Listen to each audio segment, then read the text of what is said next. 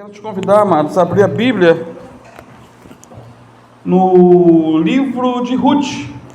Quem pensou que a gente tinha esquecido de Ruth, não esquecemos não. Ruth, capítulo de número 3. E pedir também perdão às criancinhas, né? Que estavam talvez aí já na expectativa de ir para a salinha. E vai ter que aturar o pastor.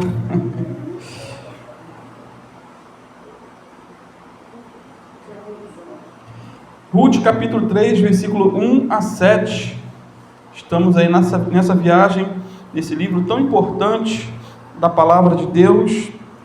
Na última mensagem terminamos aí o capítulo 2. Foram 4 pregações só no capítulo 2. E hoje finalmente estaremos entrando no capítulo 3, versículo 1 a 7. Livro de Ruth.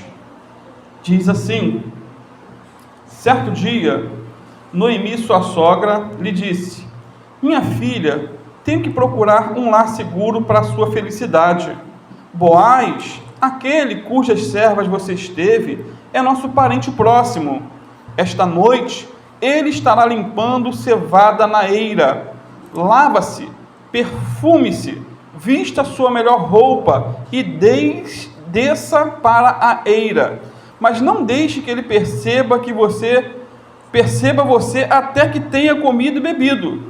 Quando ele for dormir, note bem o lugar em que ele se deitar. Então vá, descubra os pés dele e deite-se.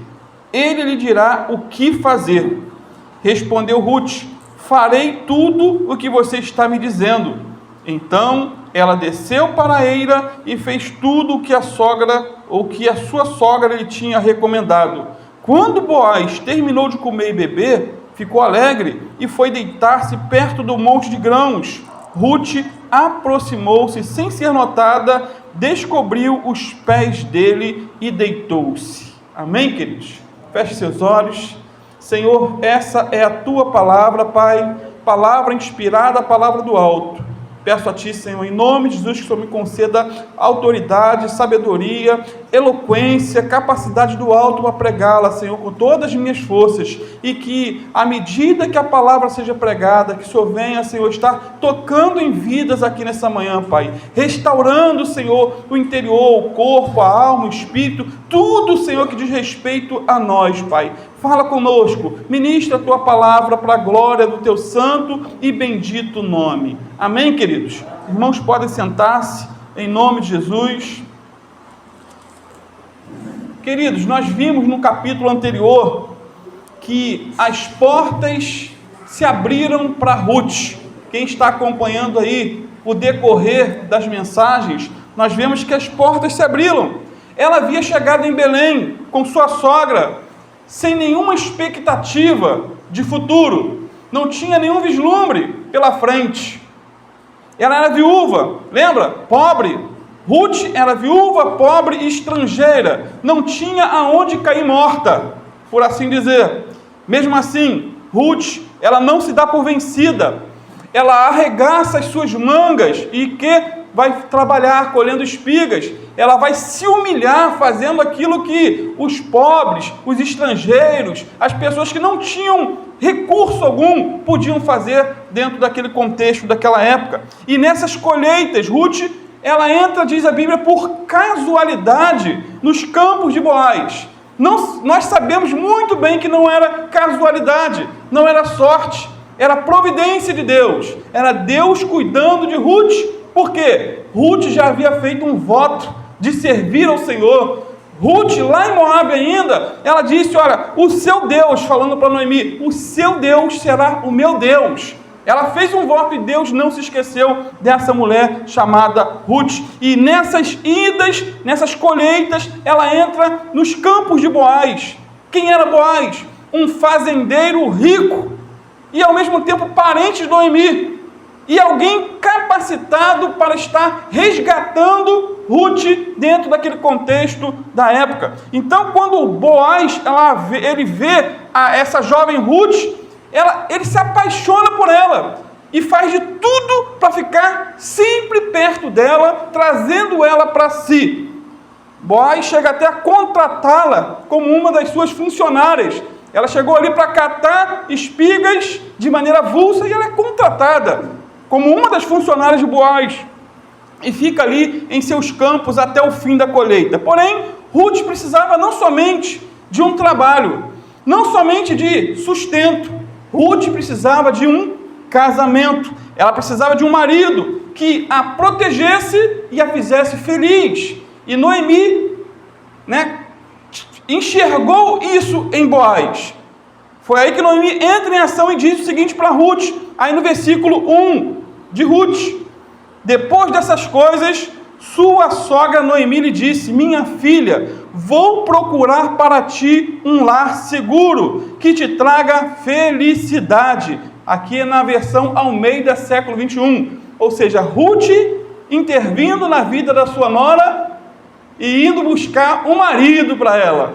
Lembra de quem era Noemi? Uma mulher deprimida, uma mulher totalmente cabisbaixa, uma mulher que tinha sofrido tanto na vida, agora, depois de ter sido revitalizada, ressuscitada espiritualmente, agora está sendo canal de bênção para a vida da sua nora. E a partir do momento em que Boaz entra na vida de Ruth, Noemi se transformou numa pessoa diferente. A sua preocupação deixou de ser consigo mesma e com a sua tristeza, voltando-se para Ruth e para o futuro de Ruth. Noemi vê em Boaz aqui, queridos, um excelente marido para Ruth e diz que ela deveria fazer o que ela deveria fazer antes de encontrar-se com esse futuro marido. Noemi deu algumas diretrizes, algumas dicas. Que maravilha! Algumas diretrizes Ruth deu para Noemi. O que fazer? No entanto, precisamos atentar, queridos, para o fato de que o livro de Ruth não trata simplesmente aqui do casamento de uma estrangeira rejeitada com um empresário respeitado. O texto, a história do livro de Ruth é muito mais do que uma história do passado, mas nos remete ao relacionamento de Cristo com a igreja, como já preguei certa feita aqui. A relação de Ruth com Boaz fala também da nossa relação entre nós e o nosso Senhor Jesus Cristo. Isso porque nos passos de Ruth, registrados aí no capítulo 3, nós vemos também os passos, ou a maneira que nós, o povo de Deus, devemos dar a fim de desenvolvermos o quê? Um relacionamento mais profundo com o Senhor. Quais são essas dicas? Irmãos, Ruth, ela não estava satisfeita em simplesmente colher espigas no campo de Boaz. Ela não estava satisfeita somente com isso. Ela não estava satisfeita somente em receber alguns presentes e algumas palavras de afeto por parte de Boaz.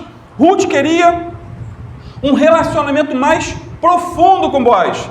Ela queria algo a mais. Da mesmíssima maneira, precisamos aprofundar o nosso relacionamento com o nosso Senhor Jesus Cristo. Precisamos sair da superficialidade espiritual. Precisamos de uma santa insatisfação que nos faça buscar mais e mais a plenitude do Espírito Santo. Não podemos, queridos, nos contentar com migalhas, com uma vida de oração superficial, com uma vida de leitura bíblica apática, rasa, sem profundidade. Devemos ansiar somente pelo Senhor e com mais profundidade, pois é assim que nos tornamos participantes de tudo que Ele tem. Ruth não estava totalmente satisfeita naquilo que Boaz tinha de material.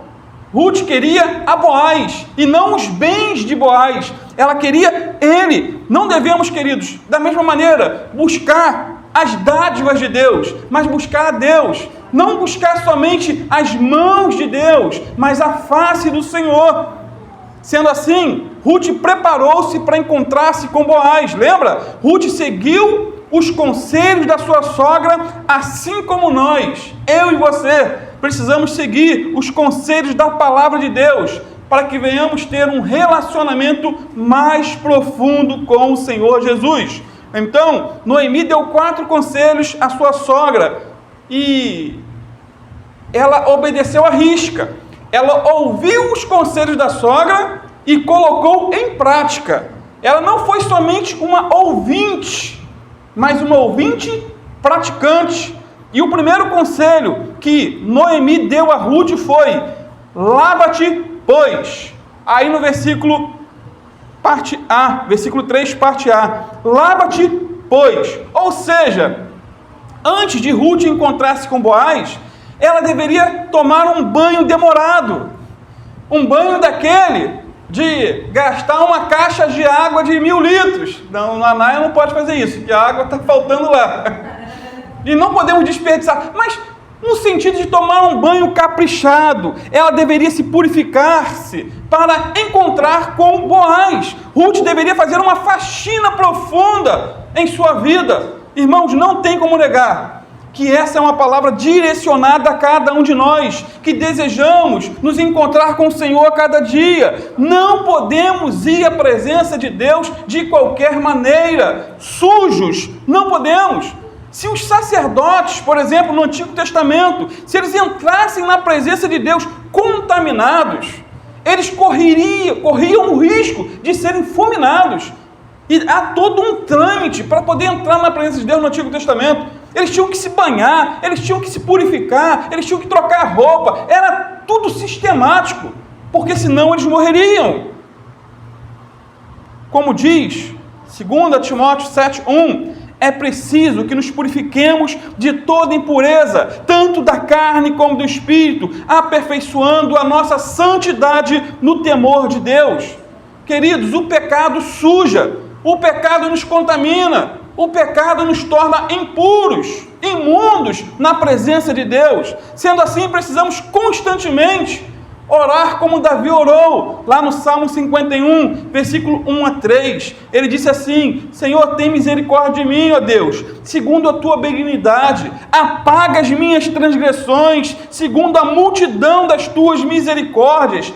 Lava-me completamente da minha iniquidade e purifica-me do meu pecado, porque eu conheço as minhas transgressões e o meu pecado está sempre diante de mim. Davi, ele declarou que conhecia o seu pecado. Ele disse: conheço as minhas transgressões. Será que nós conhecemos em que temos errado para com Deus? Do que precisamos nos arrepender? Principalmente hoje, que é um culto de ceia. Para mim não faltam motivos para se arrepender. Não sei para você. Davi sabia, ele tinha consciência das suas iniquidades. Ele havia adulterado com Betseba, mulher de um dos seus melhores soldados. E não satisfeito com isso, a Bíblia diz que ele ainda mandou matar o soldado. Olha que loucura! Ele havia cometido, queridos, uma grande transgressão e dependia somente de Deus para limpá-lo, para lavá-lo, para purificá-lo e perdoá-lo. E o pecado de Davi, guarde isso, não está registrado aqui na Bíblia como um incentivo para que pequemos como ele pecou. Muito pelo contrário, amados. O pecado de Davi nos serve de alerta para que não pequemos como ele pecou. Isso porque, mesmo depois de purificado, depois de lavado, ele ainda sofreu, ou ainda sentiu na pele as consequências de seus pecados. Sendo assim, sempre que pecarmos, devemos clamar a Deus pedindo: Senhor, lava-me, purifica-me, perdoa-me. Porém, algumas vezes, Deus também nos ordena a nos limpar. Se por um lado é Deus que nos limpa, nós também temos que nos purificar individualmente. Isaías 1,16 diz assim: lavai-vos, purificai-vos, tirai a maldade de vossos atos de diante dos meus olhos, cessai de fazer o mal. Então, quando buscamos o perdão, Deus nos purifica inteiramente, não é isso? É Deus que nos purifica, como diz 1 João 1,9. Se confessarmos os nossos pecados, Ele é fiel e justo para nos perdoar os pecados e nos purificar de toda injustiça. No entanto, atente para isso, Deus não faz aquilo que é da nossa responsabilidade fazer. Deus é poderoso para nos purificar, sim, nos lavar. mas nós temos que ter atitudes, não somente clamar a Deus pedindo perdão, mas fugir de tudo aquilo que entristece o Espírito Santo. Somente nós, individualmente, podemos tirar de nossa vida, queridos, as coisas que nos contaminam. Somente nós podemos tirar da nossa vida as coisas que sabemos que são ruins, que são prejudiciais, que acabam nos tornando lerdos na obra de Deus. Cada um sabe aquilo que precisa deixar. Talvez seja um linguajar profano, uma vida carregada de palavrões, talvez sejam programas de TV carregados de sensualidades, de palavrões, de blasfêmias, talvez sejam músicas seculares mundanas que corrompem os bons costumes, ou até músicas chamadas evangélicas, que não somam em nada a nossa vida com Deus. Do que precisamos nos purificar? Ruth tomou um banho. Do que nós precisamos nos purificar? O que tem sujado o nosso coração? Será que é a inveja, o orgulho? Será que é a fofoca? Esse pequeno membro, que está entre o nosso corpo, chamado língua, que tem sido aí o problema da nossa vida? Será a ansiedade, a preocupação, a dúvida, que tem atrasado, tem tornado lerda tantas pessoas na caminhada? Ou será a imoralidade sexual o que mais nos suja? Tantas coisas, amados. O mundo está aí, o diabo está aí com as suas bandejas, todas dispostas, todas bem colocadas diante de nós, para nos contaminar, para nos sujar. O que tem entrado por nossos olhos, que tem sujado a nossa alma e talvez estragado o nosso coração? Temos que pedir ao Senhor: Senhor, mostra. Se não conseguimos enxergar, Senhor, mostra. E Ele vai mostrar e nós vamos ficar desesperados. Só você, eu e Deus, sabem o que precisa ser lançado fora. O convite para cada um de nós nessa manhã é o que se encontra lá em Tiago, capítulo 4, versículo 8 a 10, quando diz assim a palavra de Deus: chegai-vos a Deus, e Ele se chegará a vós. Limpai as mãos, pecadores. Limpai as mãos, pecadores. Amados, Tiago estava escrevendo para a igreja. Não estava falando para o mundo, não. A carta de Tiago era para uma comunidade da época. É para mim e para você. E ele diz: limpai as mãos, pecadores, e vós de duplo ânimo, purificai os corações. Senti as vossas misérias, e lamentai e chorai. Converta-se o vosso riso em pranto, e o vosso gozo em tristeza. Humilhai-vos perante o Senhor, e Ele vos exaltará. Essa é a palavra de Deus para nós. Ruth precisava lavar-se para encontrar-se com Boaz. E nós, da mesmíssima maneira, precisamos nos arrepender dos nossos pecados e clamar pelo sangue do Cordeiro, que nos limpa de todo o pecado. Então, o primeiro conselho que Noemi deu à sua nora, antes de ir encontrar-se com Boaz, que é um tipo de Cristo, foi: lava-se, tome um banho, capriche na limpeza. Não se apresente na presença de Deus de qualquer maneira. Esse conselho é prático para nossas vidas. Segundo conselho de Noemi a Ruth foi: unge-te. Unge-te. Não somente tome um banho, mas use a unção. Unge-te. Ou seja, depois do banho vem o perfume. Depois da purificação vem a unção. Ruth deveria o quê? Tomar um banho caprichado e depois ungir-se com um óleo da unção. Queridos, os povos do Oriente davam muita importância a esse óleo perfumado. As noivas também davam prioridade a essa questão da unção com perfume. Por exemplo, antes de Esther ir se encontrar com Assuero, se você quiser depois leia o livro de Esther, ela ficou 1 ano se purificando com óleo de mirra e várias especiarias. 1 ano se purificando antes de ir à presença de um rei pagão, ímpio. Esse era o costume. Tinha que se purificar, se ungir. da mesma maneira, depois de purificados dos nossos pecados, queridos, precisamos buscar a unção do alto. Depois do perdão vem a unção. A unção do óleo é, sem dúvidas, uma referência à presença do Espírito Santo em nossas vidas. Ou seja, assim como Ruth precisava ungir-se para ir ao encontro de Boaz, nós precisamos também da presença do Espírito Santo para nos encontrar com o Senhor Jesus de maneira mais singular, de maneira mais profunda. Precisamos sair, queridos, da superficialidade. Eu tenho batido nessa tecla, de uma vida normal, de uma vida corriqueira, de uma vida sem graça. E só com a unção do Espírito Santo, com a capacitação do alto, podemos viver vidas extraordinárias para a glória de Deus. Agora, o que é unção numa perspectiva espiritual? O que é unção? Certa feita perguntaram ao reverendo Antônio Elias, que foi o fundador da Igreja Presbiteriana Betânia, em Niterói. O que era unção? Perguntaram para ele já idoso. E ele respondeu, ele parou, pensou no que responder e falou: eu não sei o que é, só sei que uns são e outros não são. O que é unção, pastor? Uns são, outros não são.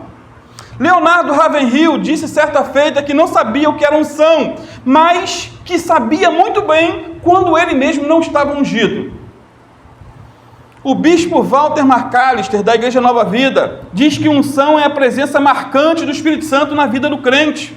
É a capacitação para fazer a obra de Deus. Wesley Dowell diz que unção é a capacitação divina para as atividades e o ministério exercidos no nome de Cristo e para a glória dele.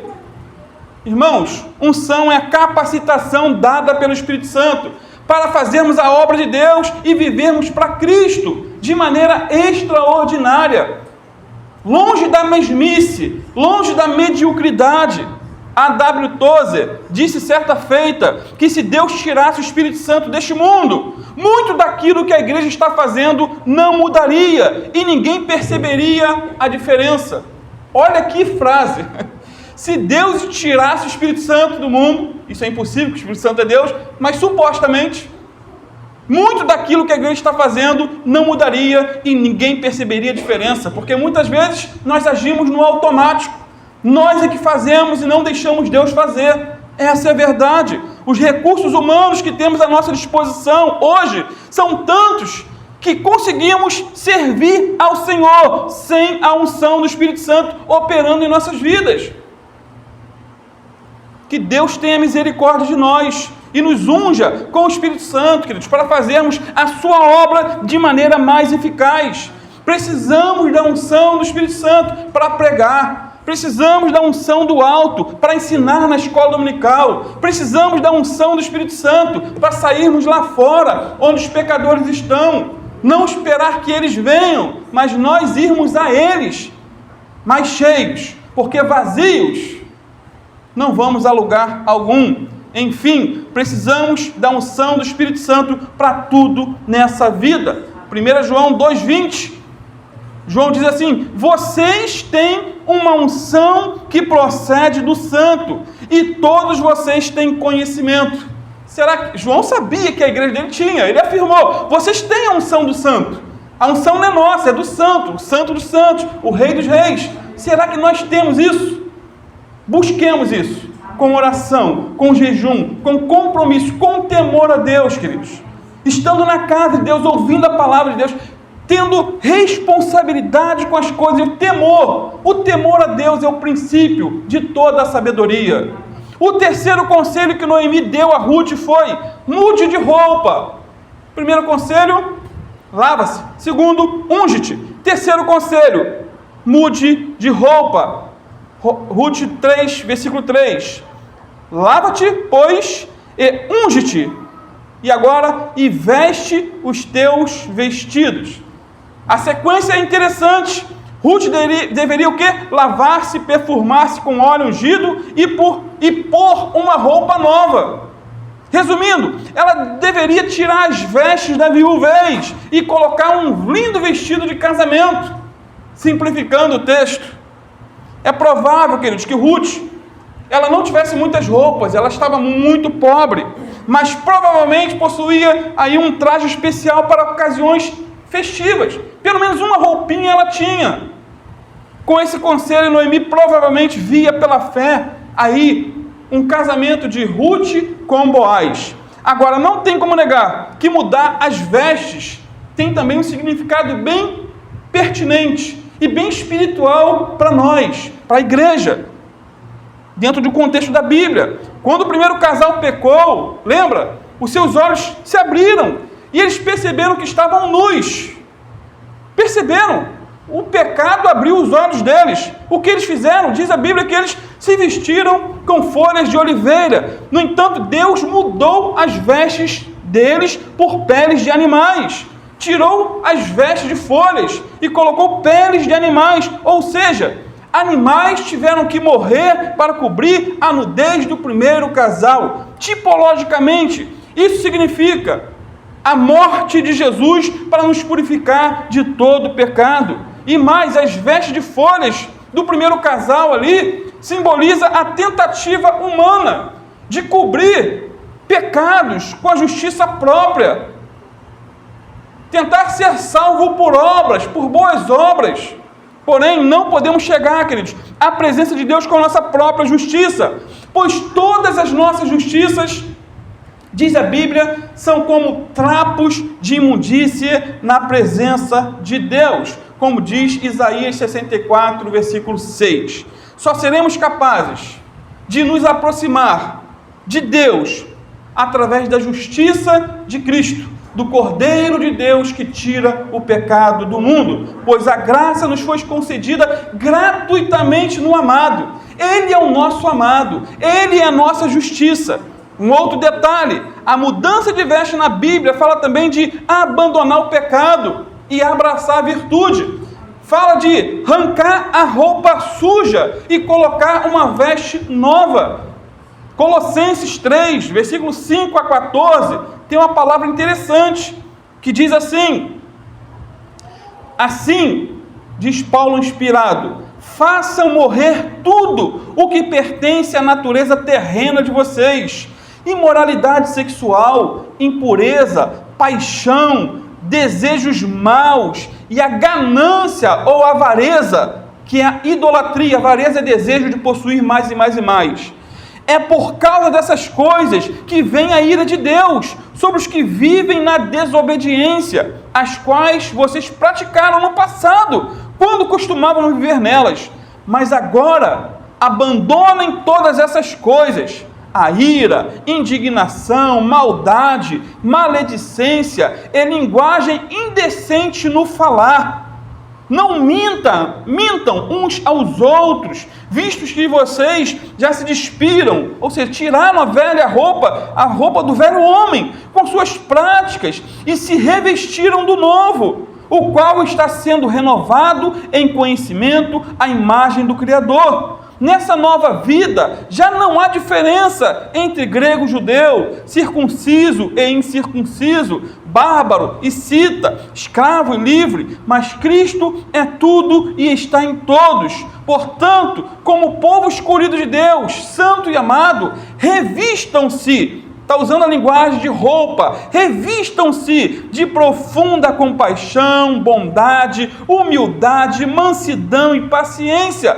Suportem-se uns aos outros e perdoem as queixas que tiverem uns contra os outros. Perdoem como Jesus, o Senhor, lhes perdoou. Acima de tudo, porém, revistam-se do amor, que é o elo perfeito. Sendo assim, amados, precisamos viver a verdade em amor. A verdade em amor, em todo o tempo, diz lá Eclesiastes 9:8, sejam alvas as suas vestes, e jamais falte o óleo sobre a tua cabeça. Fala de óleo, fala de vestes limpas, trocadas. Abandone o velho, reviste-se do novo para a glória de Deus. E o quarto conselho e último, que Noemi deu para Ruth foi: humilhe-se. Humilhe-se. Ruth 3, versículo 3 e 4. Lave-se, perfume-se, vista a sua melhor roupa e desça para a eira. Mas não deixe que ele perceba você até que tenha comido e bebido. Quando ele for dormir, note bem o lugar em que ele se deitar. Então vá, descubra os pés dele e deite-se, e ele lhe dirá o que fazer. Irmãos, é interessante, os conselhos que Noemi deu a Ruth, sua nora, eles são bem simples. Antes de ir ao encontro de Boaz, ela deveria fazer o quê? Purificar-se, depois ungir-se com óleo, depois trocar as vestes e, por fim, humilhar-se, descer a eira. Isso é bem interessante, pois primeiro Ruth desceu a eira e depois à frente desceu aos pés de Boaz. Com essa atitude, Ruth estava simplesmente reconhecendo que Boaz era o seu Goel. Goel é a palavra hebraica para resgatador, aquele que ia resgatar ela e toda a sua família. E mais, não havia nada de inapropriado nesse procedimento aqui, porque nessa atitude de Ruth, as mentes pornográficas imaginam uma cena sexual, algo depreciativo, mas não havia nada de imoral nesse procedimento, pois essa era a única maneira de Ruth oferecer-se ao parente resgatador. Ali não houve nenhuma intimidade física, nada. Ruth deveria, segundo o costume da época, colocar-se aqui aos pés de seu senhor e Boaz faria o restante. Ela estava pedindo somente justiça. Olha, você é o meu resgatador. E muito mais do que o resgatador, é como se ela estivesse pedindo a mão dele em casamento. Às vezes é como o contrário de hoje em dia, que é um homem que pede. Mas ali ela estava pedindo a ele a intervenção, porque ele era o parente mais chegado. Da mesma maneira, queridos, nós precisamos constantemente nos humilhar aos pés do Senhor, o nosso único resgatador, o nosso único Senhor, o nosso único Salvador. Até porque uma pessoa de joelhos, ela enxerga muito mais do que um filósofo na ponta dos pés. Quando você está prostrado, você é um gigante na presença de Deus. Lembra de Marta e Maria? Jesus visitou essas duas irmãs, só que Marta ficou agitada, de um lado para o outro, correndo igual barata tonta dentro de casa. Maria, porém, ficou o quê? Aos pés do Senhor, aprendendo da sua palavra. Com isso, Marta se aproximou do Senhor e disse: Senhor, não te importas que minha irmã me deixe trabalhar sozinha, fazer todos os afazeres? Respondeu o Senhor para ela: Marta, Marta, você está preocupada e inquieta com muitas coisas, todavia apenas uma coisa é necessária. Maria escolheu a boa parte, e essa parte não lhe será tirada. Ou seja, queridos, a melhor parte não é se envolver com muitas coisas. A melhor parte não é ficar igual uma barata tonta na obra de Deus, se abraçando tudo. A melhor parte é estar aos pés do Senhor e aprender da sua palavra. Quando priorizamos estar aos pés do Senhor, Ele nos diz o que devemos fazer e nos capacita a fazer bem feito aquilo que Ele nos diz. O conselho de Noemi para Ruth foi: desça a eira, se proste aos pés de Boaz, e então ele te dirá o que deves fazer. A grande verdade, amados, é que se vivêssemos mais aos pés do Senhor, nós não ficaríamos como baratas tontas, sem saber o que fazer, mas assim como Ruth, teríamos uma direção na vida, teríamos uma palavra do Senhor direcionada o que fazer. Concluindo, depois de todos esses 4 conselhos que Ruth recebeu de sua sogra, o texto sagrado diz no versículo 5 e 6 o seguinte: respondeu Ruth: farei tudo o que você está me dizendo. Ou seja, ela desceu para a eira e fez tudo o que sua sogra lhe tinha recomendado. Ruth colocou em prática, queridos, os conselhos de sua sogra e foi abençoada. Será que nessa manhã, da mesma maneira, seguiremos os conselhos da palavra de Deus? 4 conselhos simples: lava-te, unge-te, troca de roupa e se humilhe. Conselhos simples que qualquer um de nós podemos praticar. Será que vamos colocar de lado tudo aquilo que nos atrapalha em nossa caminhada, que faz com que os nossos pés se tornem pesados para a obra? Será que vamos trocar as vestes do pecado e colocar vestes novas de santidade? Será que vamos descer a casa do oleiro, nos humilhar e nos prostrar aos pés do Senhor humildemente, como Ruth fez? A escolha é nossa. Nós podemos decidir praticar os conselhos ou desprezar a palavra de Deus. Siga o primeiro conselho, pratique com a ajuda do Espírito Santo. Amém, queridos? Quero te convidar a ficar de pé, vamos orar, vamos estar participando agora da ceia também. Esse é o momento. O conselho primeiro foi: lava-te, toma um banho. Esse é o momento, queridos, de nos humilhar na presença do Senhor e pedir: Senhor, lava meu coração, perdoa os meus pecados, perdoa as minhas omissões, perdoa as minhas negligências, perdoa, Senhor, os meus pecados, seja no pensar, no falar, no agir, no reagir. Perdoa, Senhor, purifica meu coração com o sangue do Cordeiro. Senhor, tenho sujado os meus pés, tenho sujado a minha vida com tantas coisas, mas neste momento eu quero uma outra oportunidade. Fala com Deus neste momento, meu querido. Todos pecaram e afastados estão da glória de Deus, não há um justo sequer. Você e eu, nós temos sujado as nossas vestes, precisamos de vestes novas, e só Jesus pode fazer isso nas nossas vidas. Só Ele pode lavar o nosso coração, só Ele pode perdoar o pecado, só Ele pode apagar a dívida, que é uma dívida humanamente impagável. Ele é misericordioso, Ele tem perdão para mim, tem perdão para você. Que venhamos também nos purificar, não só pedir o perdão, mas tirar tudo aquilo que está nos prejudicando, jogar fora, se desfazer, seja lá o que for, sejam redes sociais, seja Facebook, Instagram, Twitter, seja lá o que for que está sendo um empecilho para a tua caminhada, que tem sujado o teu coração.